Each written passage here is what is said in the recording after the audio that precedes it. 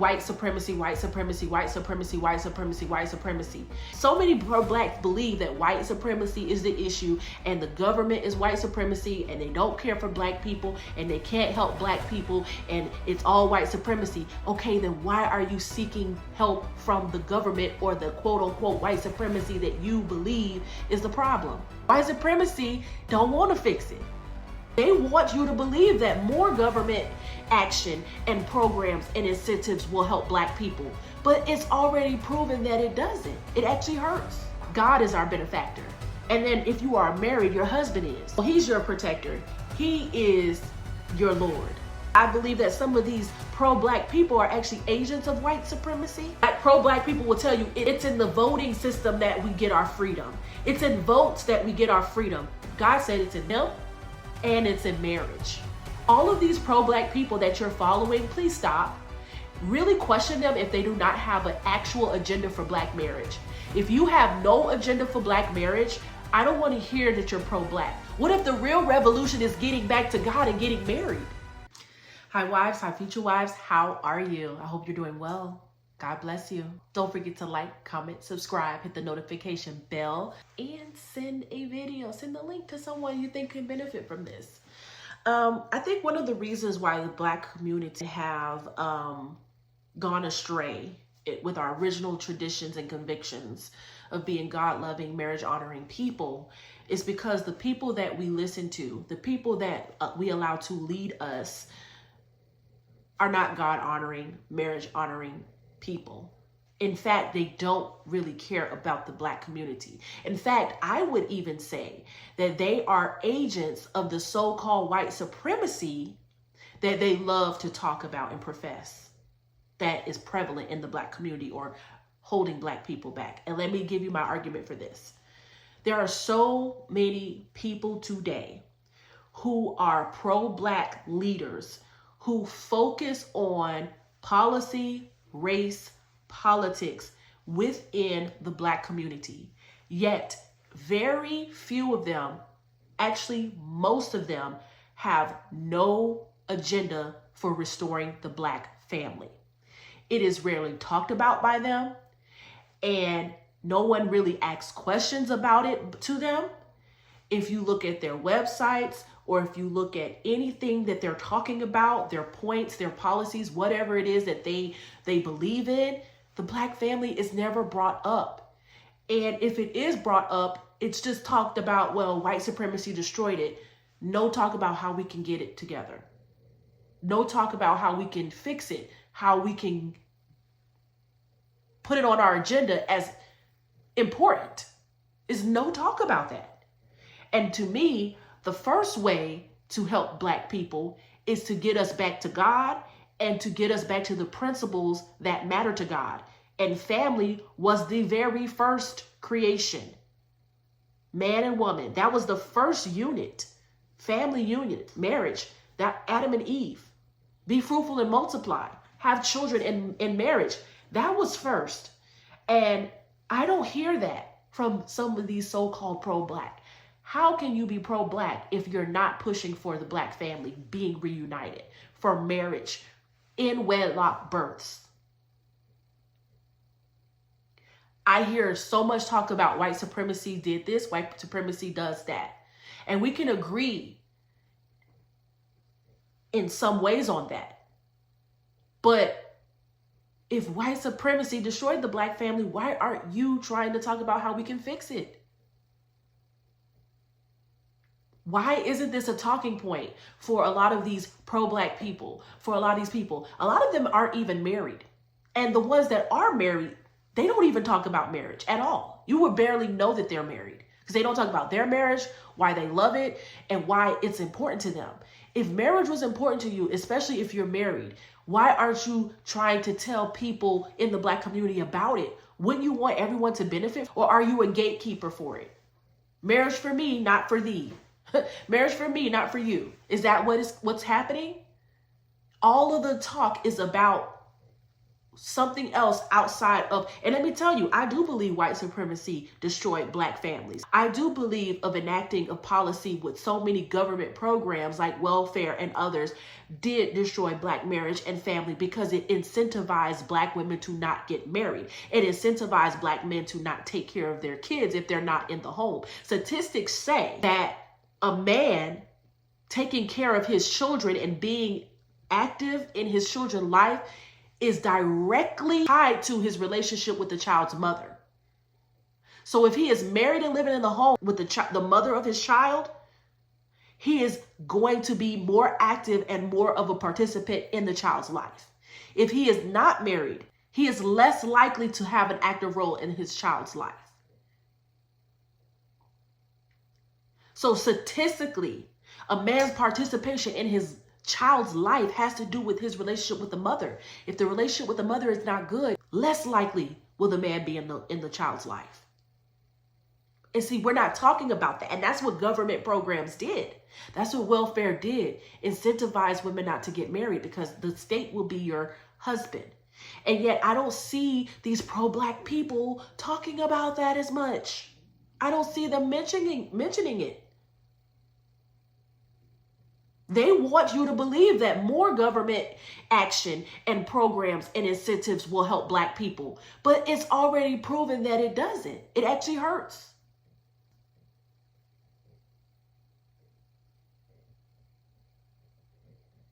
And that's why I believe that some of these pro-black people are actually agents of white supremacy. Because you want us to be, as black people, dependent on the same programs and the same government. You trust the government so much. Yet you say you don't, though. But you trust them so much in these programs and policies. You want them to do so much for us instead of saying, what can we do for ourselves? How about we get married?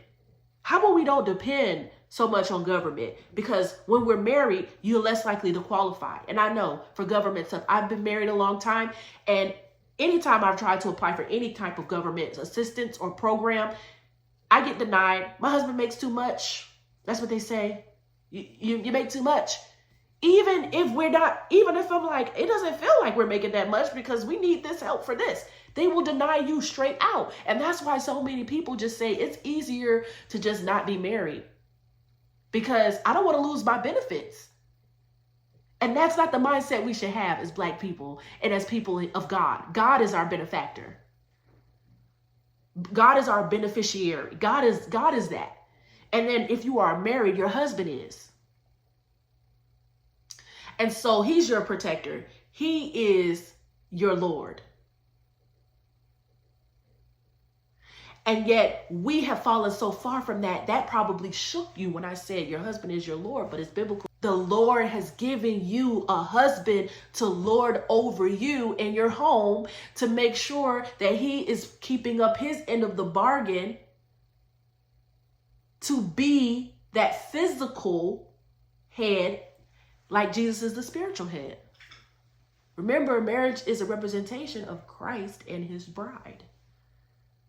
And so what I'm saying is that where are all of these pro-black people?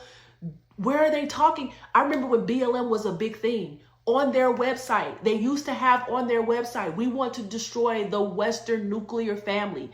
All you have to do, if any of these people that you follow or like so much have websites, look at their biography, look at what they believe, look at their What We Believe page, what our policies are, what our mission statement. Just take time to do some research. See what their causes are, what they believe. You will find it. A black empowerment movement, BLM, wants to destroy the very thing that will help black people get out of poverty? Marriage? As statistically, we know black people who are married are less likely to be in poverty than black people who are not. Children from married black homes do better than children from homes who are not married that are black. All data that's been around for generations. And yet we ignore all that and we say, no, we got to go run to a government program. Oh, no, it's just white supremacy. Okay, if white supremacy was the foundation, then how do we get out of it? You can't say white supremacy is a problem and then depend on white supremacy to fix it. White supremacy don't want to fix it. And that's the problem I have with some of these pro-black people that always want to talk about white supremacy being the problem. Okay, I'm with you there. There was definitely some white supremacy causing issues. Now, how do we fix it? We're not going to fix it with white supremacy programs. If so many pro-blacks believe that white supremacy is the issue and the government is white supremacy and they don't care for black people and they can't help black people and it's all white supremacy, okay, then why are you seeking help from the government or the quote unquote white supremacy that you believe is the problem for black people? It makes no sense. Now you have to say white supremacy caused it, but it doesn't have to end it. It doesn't have to finish it. Black people, we have to finish it. We have to fix it. We get married. We're going to get married because we want to get married, because that was something that we couldn't do at one point. So that's always my dilemma when I hear these conversations about white supremacy, white supremacy, white supremacy, white supremacy, white supremacy. It's like, yes, white supremacy may have been the initial culprit, but at some point, it cannot always be white supremacy. We as black people have to do something. And if we're going to not even talk about marriage being one of the things that can help us, then we're actually helping white supremacy, because they didn't want black people to get married, guys. There was a time, ladies, where it was against the law for black people to get married. It was against the law. And after slavery, that was like 1890. And I talk about this in my book, Marriages for Black Women too. So please click the link below to get it. 1890, that time period and after, was some of the highest recorded rates of marriage for Black Americans, because for so long, white supremacy didn't want us to be married. So we want to do everything white supremacy didn't want us to do, right? We want equal protection under the law, which we do have now that we didn't have back then. That's what we were fighting so hard for with the civil rights and all that stuff. So we have that. So then how did we leave one of the virtues of marriage? How did we leave that behind? That was something that white supremacy did not want, because family formation is important. And a lot of them knew that black people forming families would be a threat, because more black people getting married and having children in wedlock and producing healthy, successful children is going to be a problem, to the point where we would have been true competition for their children.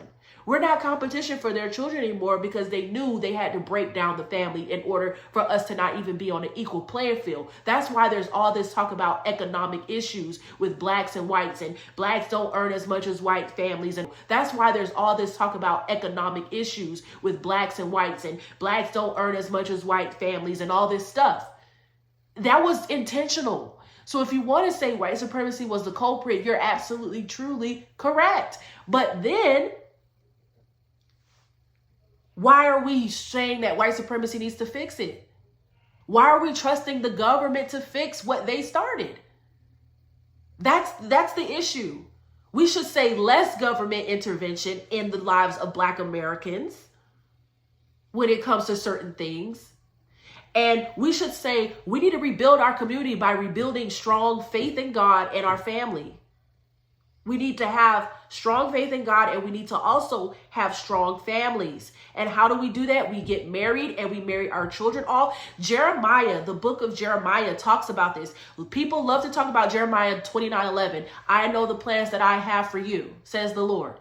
That is a very big verse. But before that, this is like probably one of my favorite verses in the Bible, especially when it comes to family formation. In Jeremiah 29:4-7, it talks about what God said he wants Israelites to do. He said, I've put you under Babylonian captivity because you're not listening to me. And you're going to be here for about 70 years. You're going to be here for some generations. But in that time, while you're in captivity, this is what you must do. This is what I want you to do. I want you to be fruitful and multiply. I want you to get married, build homes, build businesses, give your daughters to sons, give them husbands, get your sons married. Pray for the good of the city. That is what God wants us to do. He said, no, I put you into this captivity. You're here, but this is what you can do. Have families, get married, build businesses. And see, we're doing everything else. We're talking about black enterprise and black businesses that are exploding nowadays, right? But we're forgetting what else God said to do. He gave you the formation on how to be a successful society without government intervention in a government that was holding you captive. And so many black people believe, especially pro-black people, believe that the government or white supremacy is holding black people captive, not just in the past, but today. And yet you want that same government that's supposedly holding us captive today to free us, to fix everything, to help us, to give us benefits. It doesn't work like that. Your captors are not going to free you. They're not going to give you benefits. You have to do it on yourself, by yourself, with your God, which is God, Jesus. And so he gives us the formula as black people, how we can build our nation and how we can get better, how we can thrive. Everyone else, all these immigrants, Jews, Arabs, Indians, Asians, they know this. They come here with that Jeremiah 29:4-7 motto. They come to the city or come to America, immigrate here. They want America to do well, so they pray for the good of the land, which God said to do. But then they marry their sons and daughters off to other Asians or to other Indians or to other Jews or to other Arabs. They marry them off, okay? They get them good jobs, get them educated, all that stuff. But marriage is a pivotal thing. They build businesses. They do all of the things that God told the Israelites to do. And see, we're looking for revolution. Revolution is getting married. What if the real revolution is getting back to God and getting married? What if the real revolution isn't, oh, we're going to fight government corruption? The government has always been corrupt. God never said to the Israelites to fight corruption, to fight the Babylonian king, to fight Nebuchadnezzar. He said, have children, get married, have children, be fruitful and multiply. Pray for the good of the land. And then he also said, don't listen to these false prophets in that same chapter. Don't listen to these false prophets with their dreams and their visions. I have not spoken to them. They're speaking on my behalf and telling you what I told you, what I said to do, when I never even spoke to them. I'm telling you right now what I told you to do. What I told you to do was have children, to be fruitful, to multiply in marriage, to give your sons to daughters to marry, give your daughters sons to marry. Pray for the good of the land, for you to work the land and have businesses. See, that is what we're supposed to do to revolution. Because when you have strong communities and you grow and grow and grow, the enemy doesn't know what to do with you. They don't like you. Growing your community outwits the enemy, frustrates the enemy. Look what happened with Moses. And the Hebrew women had so many children when they were captive slaves in Egypt. They had so many children. They were strong. They had those kids quickly that they said the Egyptians tried to, murder the kids. The babies were already being had. The Hebrew women, they said, were strong. So what did he do? He said, they're having too many kids. We're enslaving and captive. We're enslaving these people, and we're telling them the Hebrews are the Egyptian slaves, but yet they're out populating us. They're having way too many children, and we can't keep up. We got to kill them. And that's why Pharaoh said, okay, we got to kill all the boys. We got to kill all the infants. And Moses was spared. But do you understand? That's why God told Adam and Eve to be fruitful and to multiply. Having families is what turns a society and a generation and around, outpopulating. Why do you think Islam is becoming so big? It's because they outpopulate people in the West. There is a birth crisis happening right now where a lot of Western countries and nations do not have not enough women having children, where it's going to be able to repopulate their society. And so you have people from the Middle East who they have 4 or 5 wives at a time, and they're having all these children, and they're coming into these Western countries, and they're overpopulating these countries, where the number one birth name in the UK is Muhammad. It's not Charles, it's not Wendy, it's not Rupert, it's Muhammad. And that's why there's a cultural issue right now in the UK and parts of the Western world that they're saying, well, Islam is not compatible with Western values. But Also, the West let them in. The UK let them in. They let those families in from the Middle East. And knowing they overpopulate, knowing they have a whole bunch of wives at the same time, knowing that they're having multiple children. The average Western woman has 2 children if she has any. The average children, someone who practices Islam or coming from the Middle East, they're having 4. And now there's a cultural battle. Who's gonna end on top? Will it be the Western values that have always been around in the UK, or will it be Islam to take over and the Middle Eastern values and principles? And guess what's happening? They're following the biblical strategy. The Middle Eastern people are following the biblical strategy of, guess they don't have to do nothing. They didn't have to go into the UK and run for parliament. They didn't have to run for offices. Some of them are doing that now after they've established themselves because they've been there for generations at this point.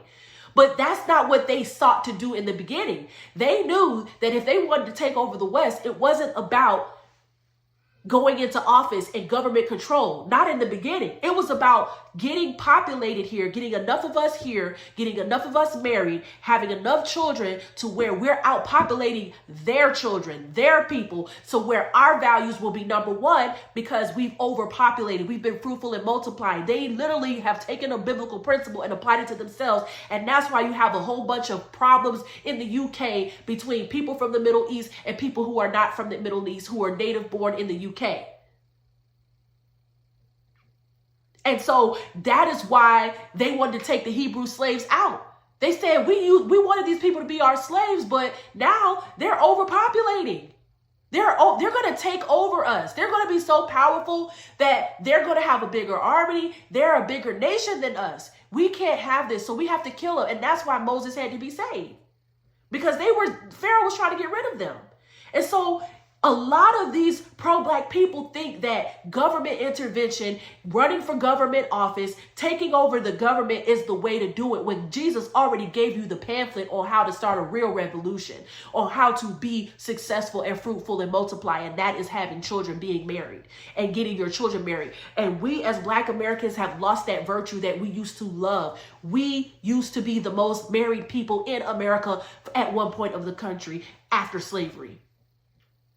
Now we're the lowest because we've taken on all of this. Oh, it's the government. We got to fix the government. We got to get the government to help us. We got to get white supremacy to help us. It makes absolutely no sense. And so all of these pro-Black people that you're following, please stop. Really question them if they do not have an actual agenda for Black marriage. If you have no agenda for Black marriage, I don't want to hear that you're pro-Black. Some of these people are talking about being pro-Black and aren't married themselves. Some of them have mentioned how important marriage is for Black America, but they aren't married. It's a joke. And so what I'm saying is, Black people, you really want to have a revolution? Get married. You know, Black Americans have some of the lowest birth rates.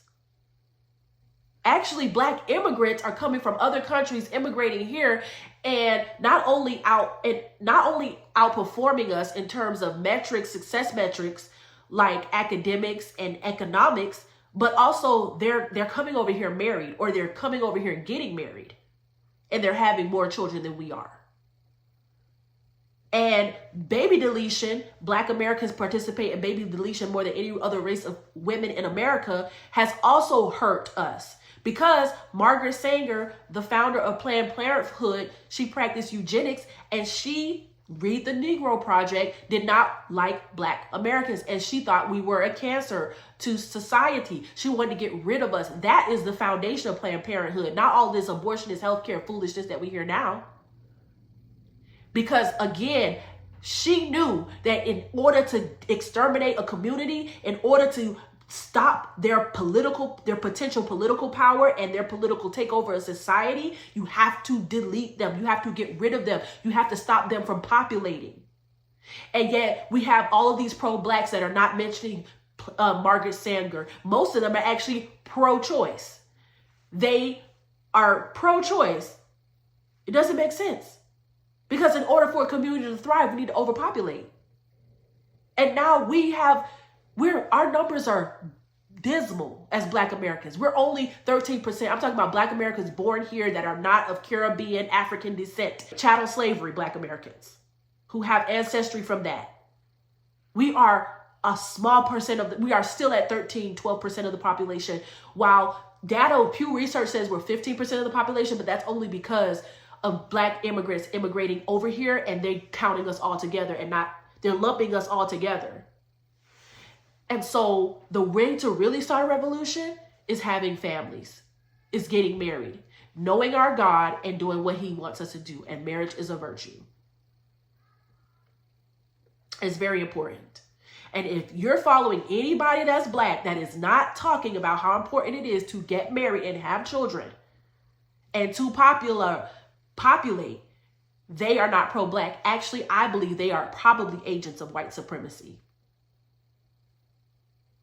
Because why would you want Black people to not have what white supremacists took away from us?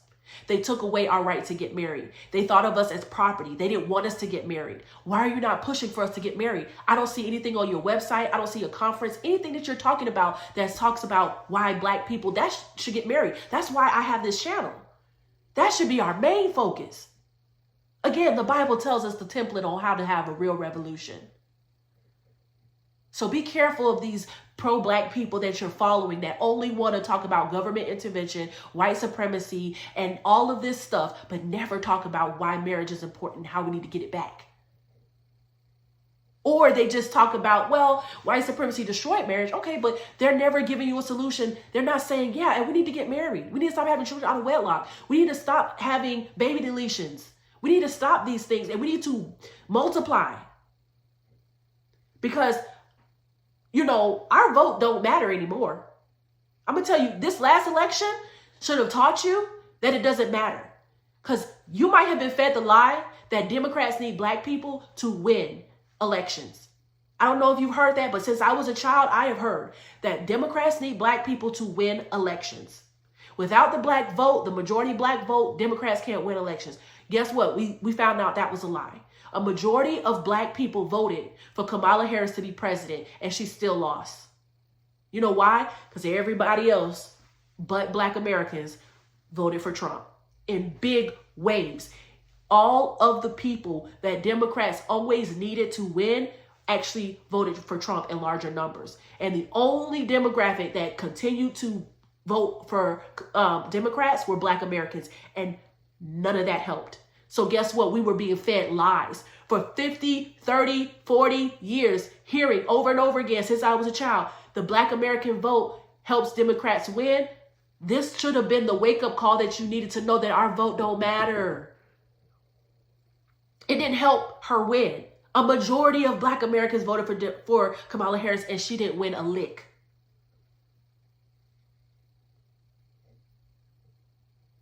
Stop being used. Stop these talking points and do research. Because these pro-Black people will tell you it's in the voting system that we get our freedom. It's in votes that we get our freedom. God said it's in marriage. It's in him and it's in marriage. Read Jeremiah 29, 4-7. Like I said, there's a part where he says, and there's these false prophets trying to tell you something other than what I'm telling you. Don't believe them. And that's these pro-Black people. When God gave you the template for how to have a revolution, which is to be fruitful and multiply in marriage and start businesses and all that stuff, and yet you got false prophets, pro-Black people not even mentioning marriage and the importance of marriage, not even mentioning God and the importance of Christ, not even mentioning what God said was how to build a nation. They're saying it's everything else but marriage. They're false prophets and God did not send them. God bless you.